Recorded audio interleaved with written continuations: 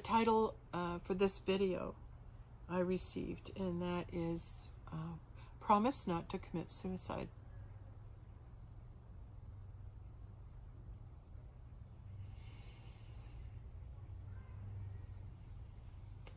And the reason that this video is entitled Promise Not to Commit Suicide is that I know that the energy of suicide and the thoughts of suicide are prevalent right now. They're predominant.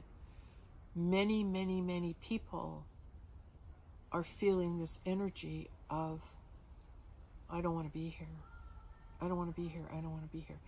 And that fear is your little child inside having to face a time in their life when they were so uncomfortable, they were so afraid they were going to die. So afraid they were going to die. And that fear is what's out there now. That's what we have created to simulate the exact same fear you felt as a child for your life. You felt this much fear as a child for your life. So right now, a good monitor, am I feeling afraid for my life? Some people are paralyzed and can't leave their home. They're so afraid for their life. They're afraid they're going to die. Where's that pattern from? How long have they had that fear? So long, it's been buried so long inside them that their little child had felt those feelings when they were little, and they weren't allowed to be expressed, and they weren't safe to express those terror feelings, those awful feelings. The fright they felt, oh, there's so many emotions that were going through a child during the death of the self. During the death of the self. And during the death of the self as a child, there's nothing you can do because you're physically smaller. And you are being put into position by an adult, and you might fight, but you're probably so scared you can't move. And that's what people are feeling right now. So scared I can't move. Some people can, like I said, some people can't. So when we were undergoing this death of the self as children, at some point you might have reached an awareness or a thought that I wish I was dead. I wish I didn't have to take this. I wish I could die. I wish I could not be here. And that's truly the death of the self, where you've given this opportunity to be in this beautiful planet and experience it. But your experience is far from beautiful and far from being loved. So your initiation in here is not that this is, hey, heaven on earth. It's like, this is hell on earth, and I have to live with these people and see them every day, and who knows what they could do any minute. They could lash out. They could attack. They could pass out. I have to look after them. It's like so many things could happen when you were little. Unpredictable things. And so you learn to survive. You learn to be a survivor. You learned to take everything in stride. You learn to put up with and find ways around people's bad behavior until you were old enough to move and free yourself. And as you become an adult, take on more responsibilities. But what's really happens is if you try and get married or try and have a family of your own, you tend to repeat the patterns that you experience and do unto your children what was done unto you. So the awareness and the consciousness is what lifts us, and being aware, well, that doesn't have to be like this. And I know I was hurt as a child, but I don't have to hurt my children. I can make a change. I can make a difference. So you be that change, you be that difference. Many people who are very wounded are so wounded, they isolate. And they just communicate on computers, on no social life. They hide. No sexuality. They go dead inside.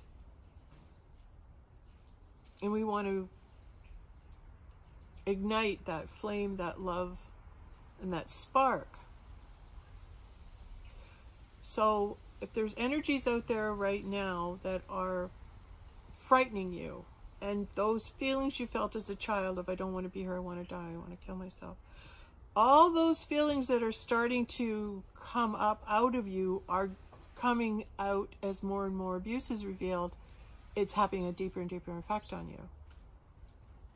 And you could become very anxious. You could have a lot of anxiety. You could have trouble breathing. You could not be sleeping. Whatever is out of your norm, and you're experiencing a lot of anxiety, or I don't deserve to be here, I can't face this, or who would believe me if I told them. All those fears and feelings your little child felt could be surfacing right now. Understand that that was then and this is now. And what's going on around us is no more, it's not real. It's perceived as real. It's not real. It's perceived as real because it's being pumped into you on trusted TVs and stuff. It's coming in on trusted sources, so you haven't established a relationship with that source and you trust it. Well, now all of a sudden your resource and where you get information, we're finding out it's not trustworthy, but people are still listening to it. And you're going, oh, but I've always trusted this. It's always, I do everything. I listen. I'm current. I'm kept up. But if you're being programmed with stuff that's not true, how do you know that? How can you make that discernment if what you're hearing is true or not? There's one answer. Is it causing me to be fearful?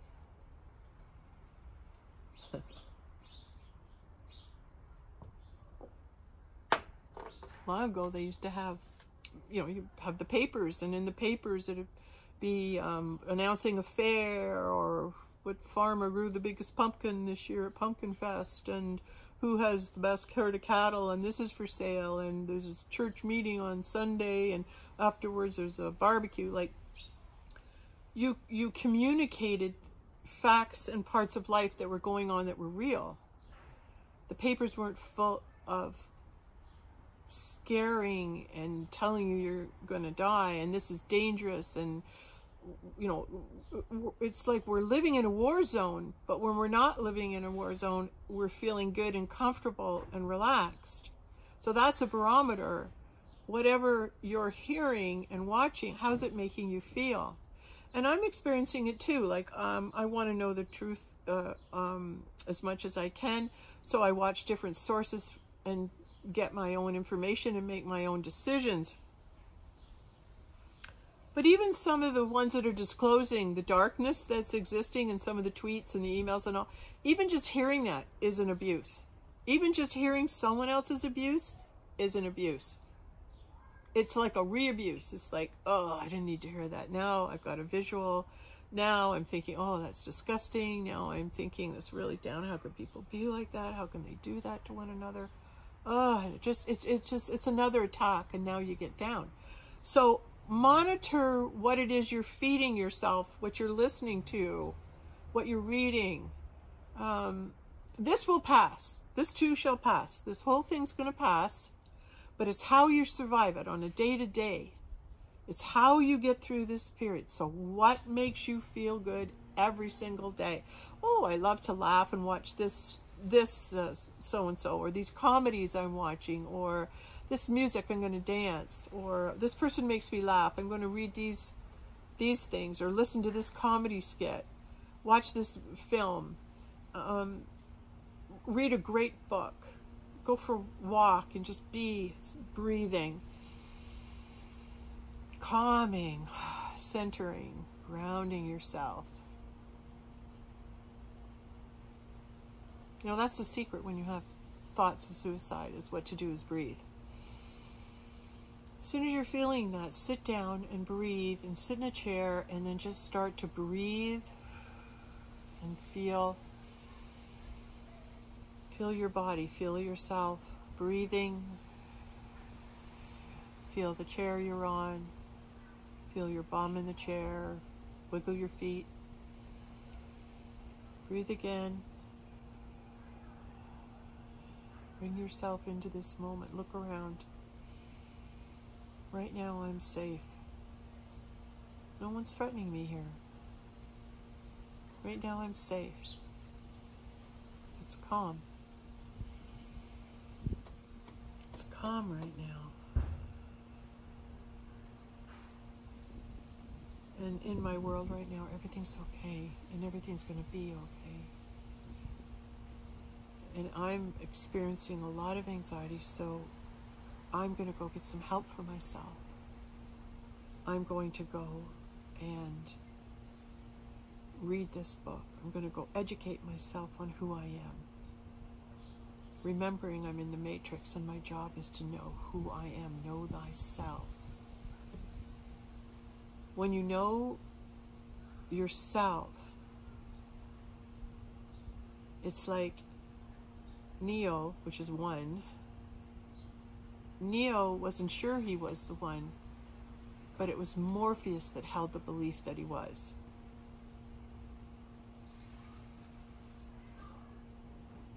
And that belief spread into Neo. And it's basically, I can't be the one for you. You have to be the one. So he allowed himself to be the one. And all these gifts were given to him to be the one. So that belief in something, that belief in someone is so strong when someone believes in you.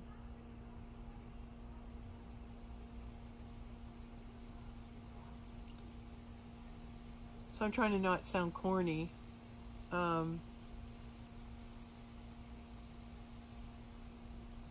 I believe if you're listening to this, you're going to be okay. You're going to be okay because maybe you understand a little bit more that right now, this is the process, and it begins with you going inside, championing, rescuing your little child, in that you allow yourself to feel, to be loved, to give love, to nurture yourself, to care for yourself. And when you are able to reawaken yourself, give life back to yourself, and move into the happy and the heaven and the God, and I stress God because I wouldn't have made it from that place of darkness and wanting to not be here. I wouldn't have made it had I not asked for God's help. And God was the one that brought people to me. God was the one that brought me back to life. I wanted to know more about me and why I felt as sad and upset and anxious as I did. And I had to want to know. I had to want to know who I really was. And it's taken me years. But it's been a good journey, like learning. And I've had so many adventures and clues along the way who I am. It's a great journey to walk. It's a great journey to move forward and experience when you're holding the hand of God, because now it's nothing to do with you. You're just holding his hand. He's taking you here, taking you there, and I'm going, all right, let's go. Great ride. Where are we going now? Who are we going to meet now? What's going to happen in the now? And I think when you raise an army, you light up an army. That's what we're doing. We're lighting up an army for God. So how's the best way to get everybody to turn their light on? That's what we got to figure out together. What's the best way to get every one of us allowing God to beam out through us and raise an army for God, raise an army of the light. And this is across the world, because it involves everyone in the world. We can't just do this ourselves and in one country. We need the world. We need everyone in the world to help turn on these lights, and everyone to shine their love and find that loving space in their heart. And you will do that. And when you are feeling that you're alone and lost, you are never alone. And if you can adhere to that and believe that one thing, you are never alone. I'm going to end with this one story. It's one of the most powerful experiences I had, and I didn't realize how powerful it was till I was older. But I was 4.5 years of age, and for some reason, I woke up early on a Sunday morning and I just got the thought, and the thought said, you should go for a walk. Oh, okay. So I'm 4.5 and I get out of bed, and there beside on my dresser are all my clothes laid out for me to wear. And I dressed myself that day, and I remember having to tell myself, well, I put my undershirt on first, and then I put, you know, oh, then I put my pants on, and then I put, so I had to tell myself, because I was just learning how to dress myself, and I had to, so I was really young, 4.5. So there I am, 4.5 years old, and I think it was around 7 o'clock on a Sunday morning, and I go out the front door, and I walk out, and there's nobody. Nobody's around. No one at all is up. There's no one driving a car. There's no dogs barking. Nothing. It's just quiet. And I go, oh, okay, well, off I go for my walk, and I'm walking along the street, and I went to my left, and I said to myself, how smart is my little girl? I'm only going to go as far as I know who lives in the houses, and if I go to a house and I don't know who lives there, I'm going to turn around and go home, because then I'll know I've gone too far. Great way to set a boundary. So off I go, and I'm walking past the houses, and I go, oh, I know who lives there, and I know who lives there, and I know who lives there. And I'm so proud of myself, because I knew like about 4 or 5. But then I got to the end of the street, the one street where it took a right, and I'm looking at this one house. I go, I know who lives here, because I met her. She's a nice girl, but I don't know who lives beside her. So I'm going to turn around and go home. So I turn around, and mind you, like I said, it's only like 5 or 6 houses I walked. And I turn around, and we had a ditch on the side of our street. So I started running in and out of the ditch.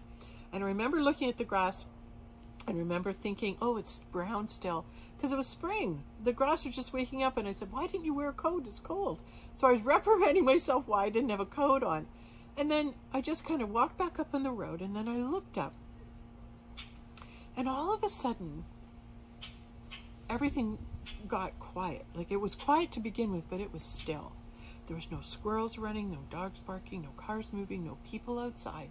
The whole scene in front of me was not, it's like a vacuum sucked all the air right out of where I was.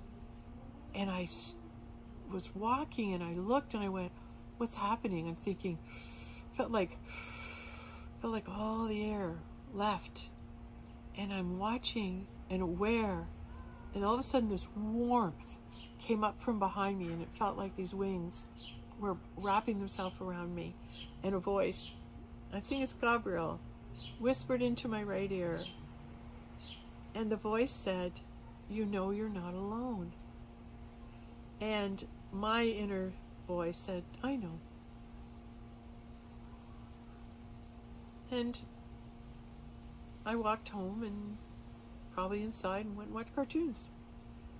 But that moment when I received divine infinite grace, when I received God's grace, a messenger of God coming and enfolding me in love and saying the most loving thing, which is, you know you're not alone. And I'm saying to you, you're not alone.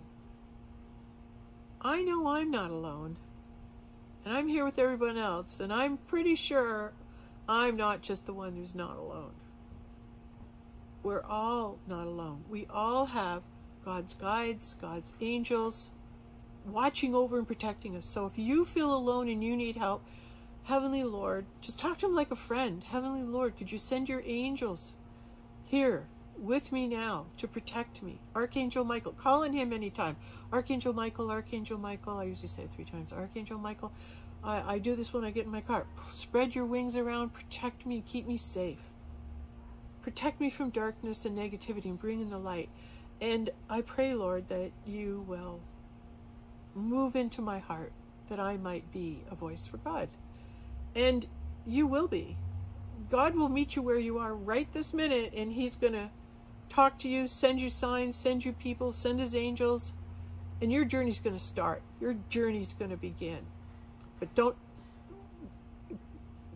make the mistake of trying to think you can do it by yourself. You're not meant to. You're not alone, so ask for help. Ask your angels every day for help. Ask Christ for help. Ask God for help. Ask Creator Source, whoever it is you resonate with, that infinite presence that lifts you.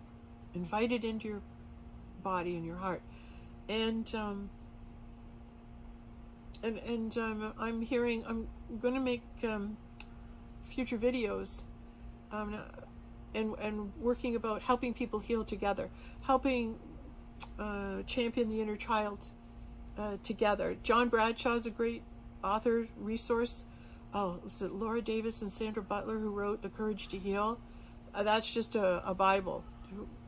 I would love to write. I did write a number of things before, a number of years ago, and I was taking my journey through my healing journey. But there's a perfect book, The Courage to Heal, and I mean, there's nothing I could add to that. That is just absolutely all done for us.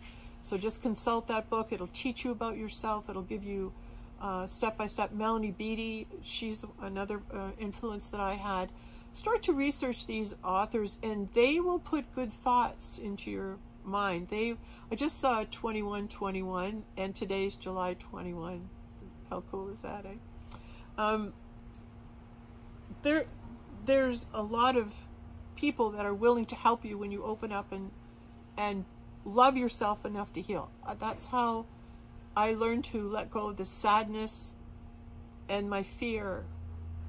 I worked through it, and it was a tough journey, but I did it because I loved myself enough to do it. I loved myself enough to heal. I loved myself enough to heal, and you will too. There is a purpose for you being here, or you wouldn't have made the journey. Believe that. So now the game begins. You become Indiana Jones, and it's now, well, what am I really here for? And where does it begin? Watch The Wizard of Oz. Go back, watch Dorothy. She went into heaven and started her childhood and retraced her steps and moved towards the Emerald City, which is where God lives. And along the way, she had to use her brain, come from her heart, and have the courage to do the journey. And that's who our Dorothy is. She is our hero, our heroine, in that she had the courage to go inside and find her way back home. And your home is in your heart, and your home is with God. Your home is in heaven. Heaven now coming down to earth. Your home's right here. So there's no place to go, and there's no place to leave to, or you're going to wake up and you'll be somewhere else. You're here. You're here for a reason. You're here, and you'll wake up here. So don't go anywhere. Stay here. It's going to get better here. It's actually going to get better here. So this is going to be an amazing journey in the next 6 months up until December. Every day when you wake up, it's like, take the red pill, take the blue pill. And what if it's come from love or come from fear? Right? Which pill? How do you want to live your day to day? Do you want to you want to start your day by living in the fear you're going to die and how awful the world is? You want to start your breakfast, have a little of that, sprinkle on your cereal every morning? Or do you want to take the other one and say, hey, I'm healing today. This is a great day. I have friends. I have people that love me and care about me. I'm going to take myself to hang out with those friends. I'm going to journal. I'm going to get a good sleep tonight. I'm going to eat well. I'm going to love myself. I'm going to sit and be still. And if it's reading Bible verses, if it's reading spiritual, uplifting poetry or books, whatever you feel drawn to is the right thing for you. And just invite God into your heart. And it is a process, and we're going to do this. We are going to come out the other side. We are to awaken. We're told we're already going to live in 1,000 years of peace. And hey, that's a nice thought. I'm going to hold on to that. That makes me feel good. So sure, let's hold on to that thought. And it might be truer than we think. Who knows? Who knows? Who knows? But we want to stick around and find out where this is all going.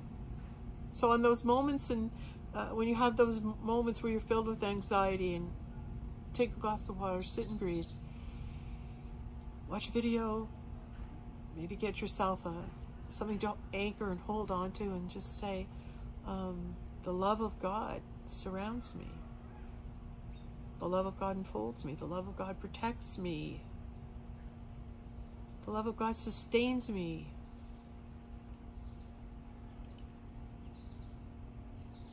I am the love of God. So, because I'm filled with God. God fills me.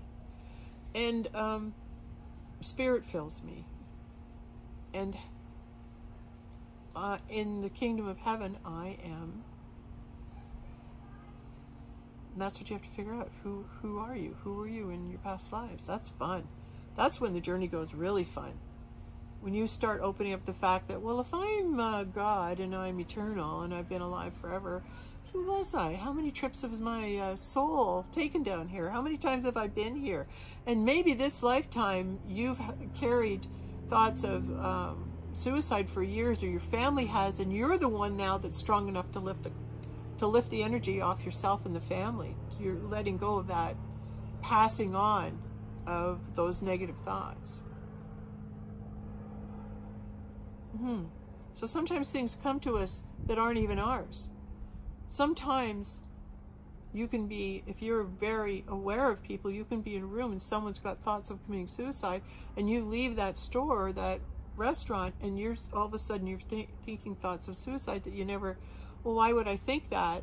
I've never thought that before. You could have been picking up on their thoughts. That's possible, that you can pick up on other people's thoughts and then you think it's you. So ask the question, is this my fear or somebody else's? Has this been programmed or sent out and I'm feeling it? Is this something from the past that needs to be cleared? So there's many options, and you're the one that can answer and figure out what's best for you.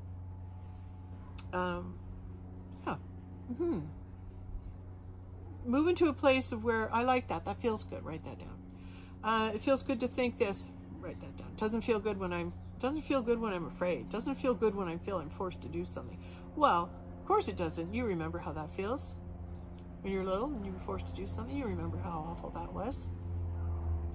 That's why as you're an adult, you're going, I'm not letting anybody force me to do something. There's an independence and a strength in that. And we're counting on those people not to give in and roll over. And we're counting on those rebels. So wherever you are, it's okay. But when I got the message, promise not to commit suicide, it was just to reach out to anyone who's feeling that or thinking that or carrying that energy and say, it's just an energy, let it go. It's just a negative thought. It doesn't mean that's who you are. Just let the thought come and go. Oh, there's another thought about suicide. Nope, not me. I'm going to take a thought. Hey, I think I'll go for a run. I think I'll go and do that. I want to paint something. So just recognize their thoughts. It doesn't mean it's who you are. It doesn't mean you should go into the anxiety of, am I going to hurt myself? If you're feeling that anxiety that you're going to hurt yourself, just calm down and breathe.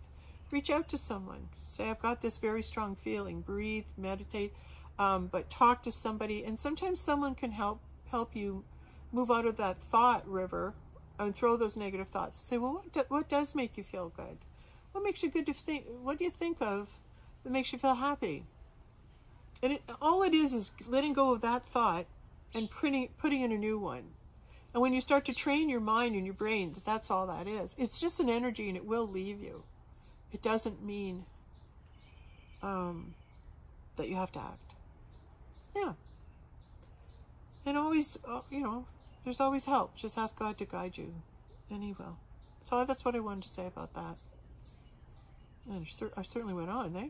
Okay. Thank you very much.